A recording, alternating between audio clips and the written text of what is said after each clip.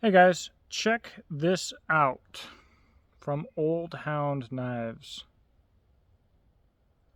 I've actually filmed this video once before. It was kind of a hard video for me to film and the audio was absolutely ruined, so I didn't get this up right away.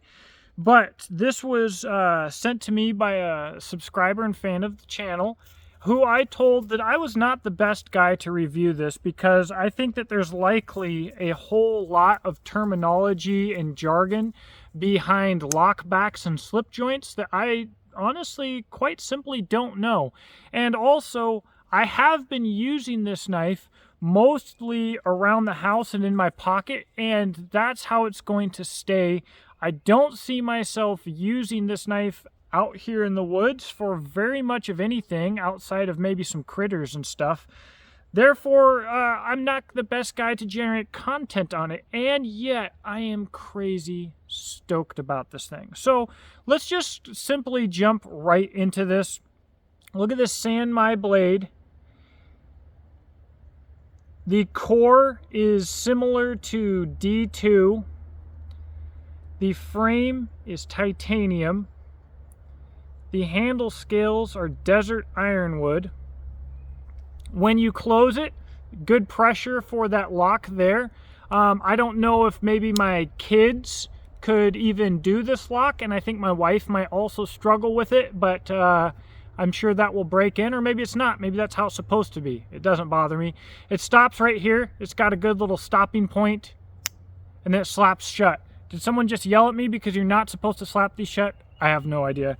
It came with this leather carrying case. This is about a $200 setup here. And so what I want to do, first off, and it locks nicely in place. Oh, I'm supposed to talk about edge centering, right? The edge looks perfectly centered to me. I have not gotten out a micrometer to check it, but when I look at it, it looks perfectly centered to me. The edge is absolutely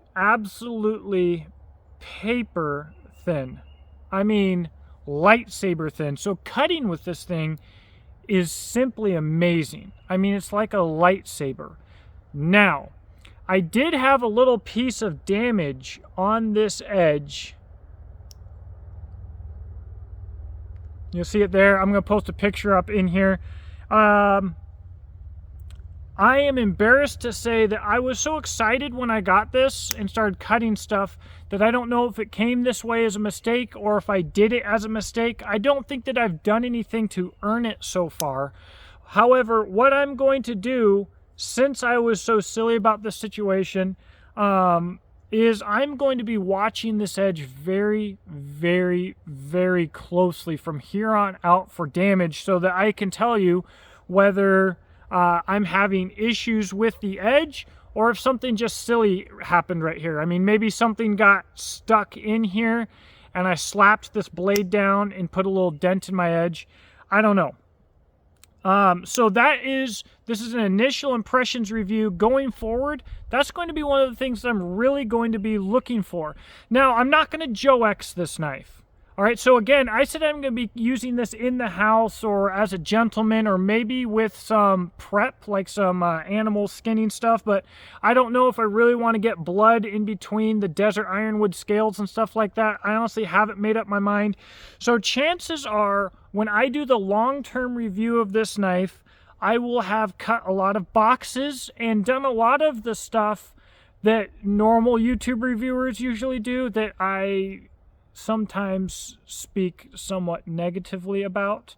However, I believe that those are the things that are appropriate for this knife so that, you know, when you do that kind of testing with a tops knife with a 10-inch blade, I think you're a silly Billy. But in this case, I think it's going to be appropriate. So what I can say here is just the fit and finish, the action, the edge geometry, the edge centering, the grind, the sharpening, the overall aesthetic, every single little detail. I don't think I've ever really had a knife that if I was at a barbecue or with non-knife friends, I would be proud to whip out. I don't really operate that way anyways. But if I am dressed nicely or even not, I don't know, this is a knife where I pull it out and I feel like I am somewhat classier than I actually am.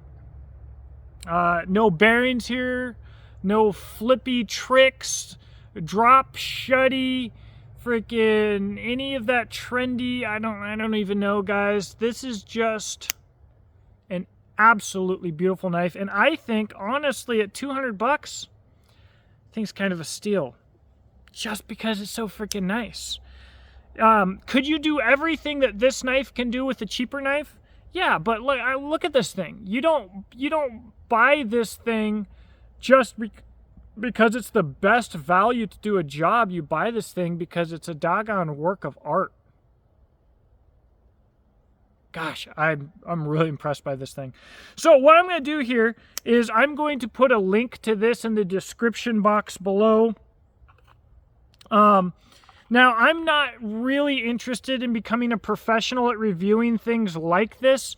However, if I just broke all kinds of jargon and all kinds of rules and missed all kinds of the things that you want to see because this is the kind of thing that you are interested in, absolutely feel free to let me know in the description box below. So at worst, I can just do my long-term review better on it, and at best, you know, if I do more reviews on stuff like this in the future, I can potentially not make the mistakes that I made today.